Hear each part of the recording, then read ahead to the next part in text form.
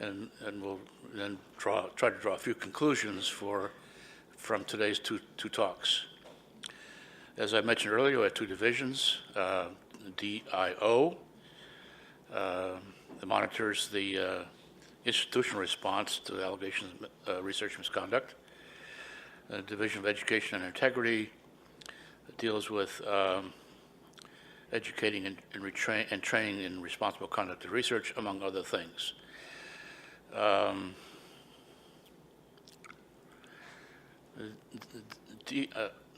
DIO, to be more inclusive, provides assistance to institutions during their inquiry and to their inquiry and investigation committees if asked for.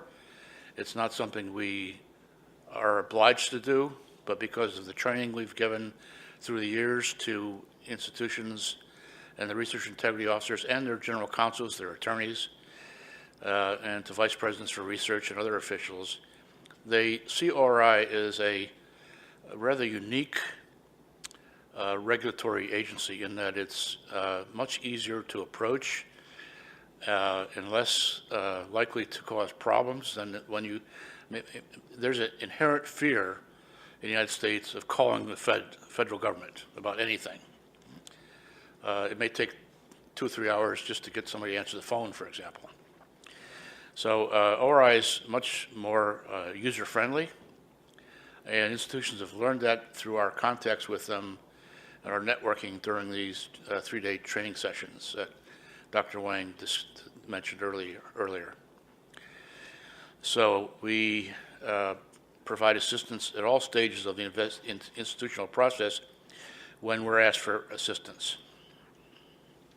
We also are prepared to respond to requests from respondents who may seek clarification about what ORI process involves, and sometimes we interview them during our oversight review process. We then, after the institutions have completed their reports, they send them to ORI, and we initiate our oversight review. And ORI then independently determines whether research misconduct occurs, and if so, recommend administrative actions to the director of ORI, who then can make findings or propose findings. They're not final until either the respondent agrees with the findings, or if he or she disagrees and requests a hearing, a legal hearing. That may take a much longer period of time, but it is their option. And if there is an administrative hearing and the finding is made that supports ORI's findings, then the final decision is made by the Assistant Secretary for Health, who is the person that the ORI director reports to directly.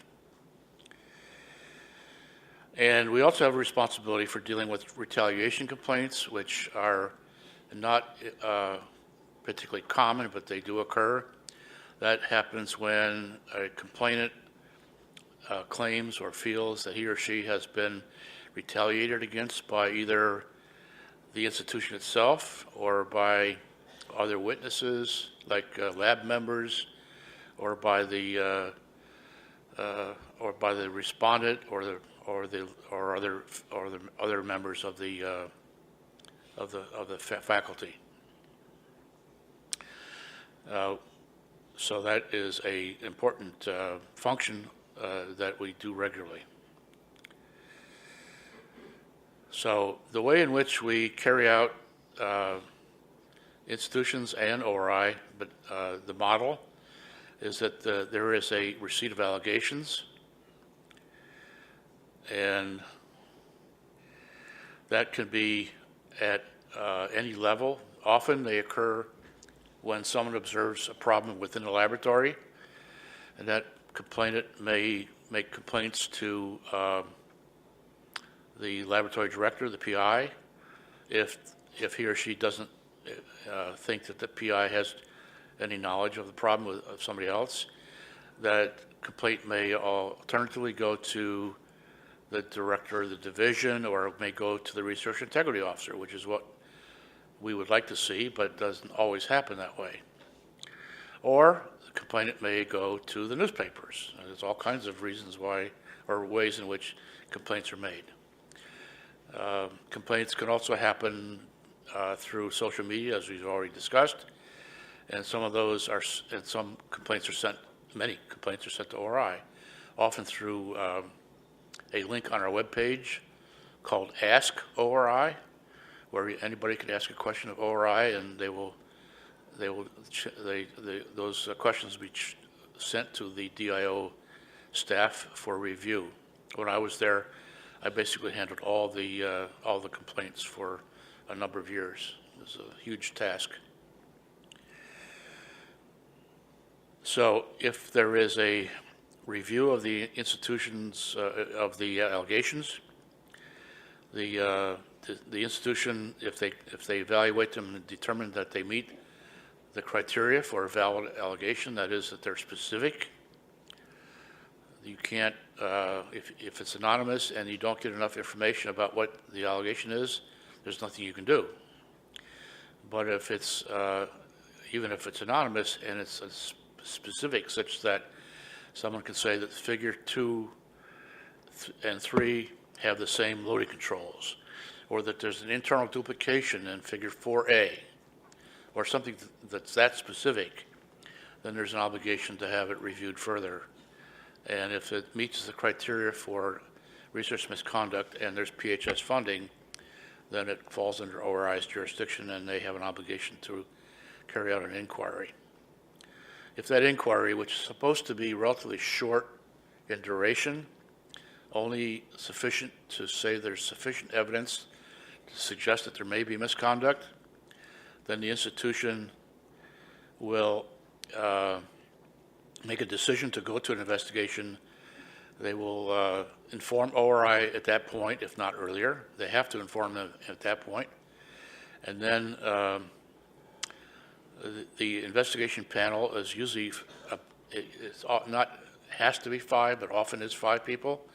You don't want to have 2 or 4 or 6. You like to have a vote, and you don't want to have a tie vote at any point, so you have an odd number in your committees, right?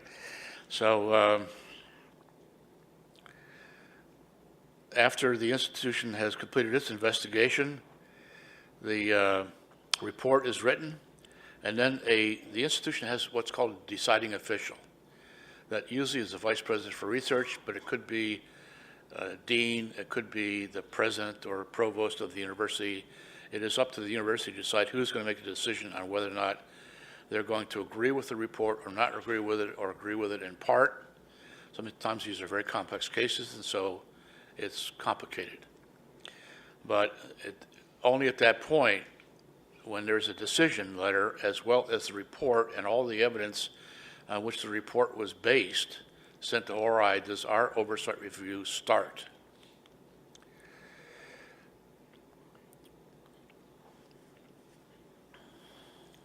So here's some of the specifics. The inquiry committee determines, it's kind of redundant, I think I've already said this, that if an investigation is warranted, we're notified, and then the respondent is allowed to respond, provide a written response to the inquiry report, and that can be the basis for a review of the inquiry, or it can simply be appended to the inquiry report and sent to ORI. And then the institution then moves to investigation. The regulation that I mentioned earlier has a specific requirement that there should be appropriate subject matter experts on the committee, or at least available to the committee for assistance. Ad hoc members are permitted. A number of institutions in the United States have standing committees, which may not have the appropriate expertise for a particular subject matter. Again, I go back to Dr. Wong's expertise in in structural biology. It may be that no one is a crystallographer on the standing committee. So if there's a question about crystallography, then you need to bring in experts. And ORI does the same thing. If we don't have the expertise in our office, we will seek it at NIH, which is about 3 miles down the road. So it's important that, for a number of reasons, that experts are available to be able to carefully and objectively evaluate the evidence in a knowing way. The scope of what is requested during the investigation can be enormous. It involves papers, manuscripts, presentations, grants, hard drives, lab books, core facility data, witness testimony is very important, emails. We've had many cases solved based on the time of emails sent from one person to another with the false figure on it. The first time it was falsified when that email was sent, and the attachment shows that was false. All that's important. And we've had cases where someone claimed to have certain strains of transgenic mice, for example. And when the research integrity officer took that investigator down to the vivarium, the animal facility in his facility, this investigator didn't even know which room his mice were supposed to be in. And there were no records because you have to use a key card to get into the building, into that facility. That person had been in that facility for 6 or 8 months, and so there were no mice there either. So his claim that he had these mice was clearly proven to be wrong based on the records in the animal facility. There are many cases in which core facilities have their own computers, a confocal microscope, sequencing labs, all those kinds of labs that do particular procedures for a large number of investigators typically keep their own records. And so having access to those records can prove whether or not the respondent's claims are correct or not. All that's important when you're considering the complexities of what to look at when you're doing an investigation. And as I mentioned, the draft report is sent to the respondent. This is now the second time. Remember, he or she also got a copy of the inquiry report for comment. This is also required that the respondent gets a draft final report. They often will, particularly if they have committed misconduct, they will have a lawyer by then, if not earlier, and they will seek to delay the process. It's very difficult to get these things done in a timely way. The regulation gives 120 days to complete an investigation. That never happens, almost never happens, because these cases are just too complex. And faculty members, many of you are very senior people, and if you were asked to be on a committee, I don't think you could devote a huge amount of time each week or each month to committee meetings and evaluating the evidence, because you have a very busy schedule. That happens everywhere. And so scheduling these investigations is very complicated and time-consuming. And of course, the lawyers will attempt to cause delays, and they may even take you to court, try to sue you. There's all kinds of issues. So sometimes these could take a year and a half to reach ORI. So, it's just, it's very complicated. So the final report is then, with findings and proposed administrative actions, is sent to the institutional official, and at that point, they can send everything to ORI. There may be an appeal process at the university as well. We will often not wait for that to be completed. We will get their final investigation report and get working on it, because it saves everybody time. We do have an obligation. ORI does have an obligation. I keep saying we, but I'm no longer there. So ORI has an obligation to try to complete its process as quickly as possible, because it's only fair to everybody. It's fair to the respondent, it's fair to the complainant and witnesses and the university to get these things completed as quickly as